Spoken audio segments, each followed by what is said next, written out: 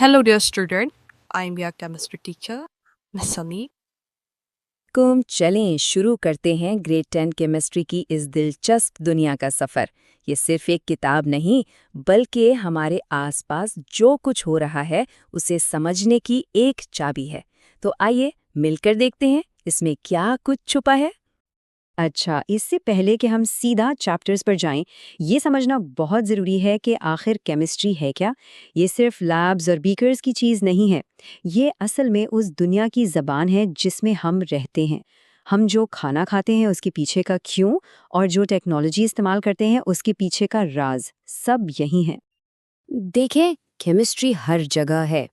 इस साल जो कॉन्सेप्ट्स हम सीखेंगे, जैसे कि स्टोशियोमेट्री, जो कि केमिकल रेसिपीज का हिसाब किताब है, या इलेक्ट्रोकेमिस्ट्री, जिससे हमारी बैटरीज चलती हैं, ये सब हमारी रोजमर्रा की जिंदगी का एक इम्पॉर्टेंट हिस्सा हैं। तो इस साल क्या नया डिस्कवर करने वाले हैं, ये सवाल हमें क्यों से आगे लेकर जाता है क्या की तरफ। तो इस एक्साइटिंग सफर के लिए तैयार हो जाए। हर बड़े सफर के लिए एक नक्शे की जरूरत होती है, और इस साल वो नक्शा है ये टेक्स्ट बुक। यही किताब केमिस्ट्री की इस इंटरेस्टिंग दुनिया में हमें रास्ता दिखाएगी। तो ये फहरिस्त हमारा रोड मैप है। कुल 13 चैप्टर्स हैं, और हम अभी इनमें से कुछ अहम स्टॉप्स का एक तेज सा टूर करेंगे, ताकि एक आइडिया हो जाए कि आगे क्या आने वाला है। हम अपने सफ़र का आगाज़ उन बुनियादी उसूलों से करते हैं जिन पर पूरी केमिस्ट्री की इमारत खड़ी है। ये वो पिलर्स हैं जिन पर बाकी सारे कॉन्सेप्ट्स बने हैं। हमारा पहला स्टॉप है चैप्टर 2, मैटर। कभी सोचा है कि पानी बर्फ और फिर भाप में कैसे बदलता है? यहाँ हम मादे की तीनों हालतों, सॉलिड, लिक्विड और गैस, और उनकी तब्दीलियों को आराम से समझेंगे। ये हीटिंग कर्व एक जबरदस्त टूल है।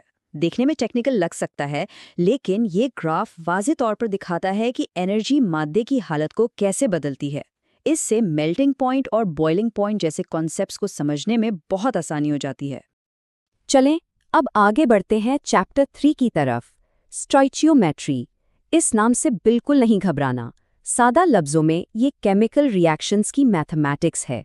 मतलब हम ये सीखेंगे कि किसी रिएक्शन की रेसिपी क्या है, यानी कितनी चीज़ मिलाने से क्या बनेगा। इस चैप्टर में हम कुछ बहुत काम के टूल्स से मिलेंगे, जैसे द मोल। ये केमिकल्स को गिनने का एक तरीका है, बिल्कुल वैसे ही जैसे हम अंडे दर्जन में गिनते हैं। लिमिटिंग रिएक्टेंस वो चीज़ है जो रिएक्शन में सबसे पहले ख़त्म हो जाती है। परसेंटेज यील्ड बताता है कि हमारा एक्सपेरिमेंट कितना कामयाब रहा, और मोलैरिटी से हम सोल्यूशन के गाढ़ेपन को नापते हैं। अगला हमारा चैप्टर है चैप्टर 4, इलेक्ट्रोकेमिस्ट्री। ये चैप्टर बिजली और केमिकल एनर्जी के दरमियान जो ताल्लुक है उसके बारे में है। इसका कनेक्शन हमारी बैटरीज से लेकर लोहे को जंग से बचाने तक हर चीज़ से है। यहाँ हम इलेक्ट्रोलिसिस के बारे में जानेंगे, यानी बिजली से केमिकल चेंज लाना। गैल्वानिक सेल्स को देखेंगे, जो बिल्कुल बैटरीज की तरह केमिकल से बिजली बनाते हैं। इलेक्ट्रोप्लेटिंग, जिससे चम्मच पर चांदी चढ़ाई जाती है। और फ्यूल सेल्स, जो मुस्तकबिल की क्लीन एनर्जी का एक बहुत अहम जरिया है। अच्छा, जब बुनियादें मजबूत हो जाएं, तो फिर वक्त आता है कि हम कुछ खास केमिकल फैमिलीज की दुनिया में कदम रखें। हम उन एलिमेंट्स और ऑर्गेनिक कंपाउंड्स के बारे में सीखेंगे जो हमारी दुनिया को बनाते हैं। चैप्टर 7 हमें इंडस्ट्रियल केमिस्ट्री की बड़ी दुनिया से मिलवाएगा। ये चैप्टर नाइट्रोजन, सल्फर और मेटल्स जैसे एलिमेंट्स की अहमियत को समझाता है, जो खाद बनाने से लेकर कंस्ट्रक्शन तक हमारी दुनिया को चला रहे हैं। तो असल बात यह है कि इस चैप्टर में हम केमिस्ट्री को बड़े पैमाने के मसाइल और उनके हल से जोड़ते हैं। हम समझेंगे कि फोटोकेमिकल स्मॉग और एसिड रेन के पीछे क्या साइंस है, और साथ ही हेबर और कॉन्टैक्ट प्रोसेस जैसे अहम इंडस्ट्रियल तरीकों के बारे में भी जानेंगे। और अब हम दाखिल होते हैं कार्बन की दुनिया में। Chapter 8, organic chemistry. ये उन मॉलिक्यूल्स की स्टडी है जिन पर जिंदगी की बुनियाद रखी है। वाकई ये केमिस्ट्री की एक बहुत वसी और दिलचस्प शाख है। इस चैप्टर में हम कार्बन बेस्ड कॉम्पाउंड्स की मुख्तलिफ फैमिलीज के बारे में सीखेंगे। हम समझेंगे कि कैसे छोटे छोटे फंक्शनल ग्रुप्स मॉलिक्यूल्स को उनकी खास खुसूसियात देते हैं, और एस्टर्स जैसे कॉम्पाउंड्स के बारे में भी पढ़ेंगे जो फलों और फूलों को उनकी महक देते हैं। तो इस सारी नॉलेज का आखिर मकसद क्या है? ये सफ़र सिर्फ चीज़ें रट्टे लगाने के बारे में नहीं है, ये उन स्किल्स को हासिल करने के बारे में है जो ज़िंदगी भर काम आएंगी।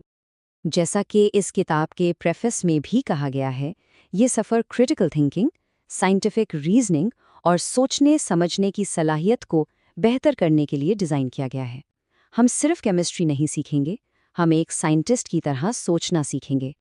तो इस सारी नॉलेज के साथ आप क्या नया बनाएंगे, क्या क्रिएट करेंगे? ये सवाल आपके लिए है।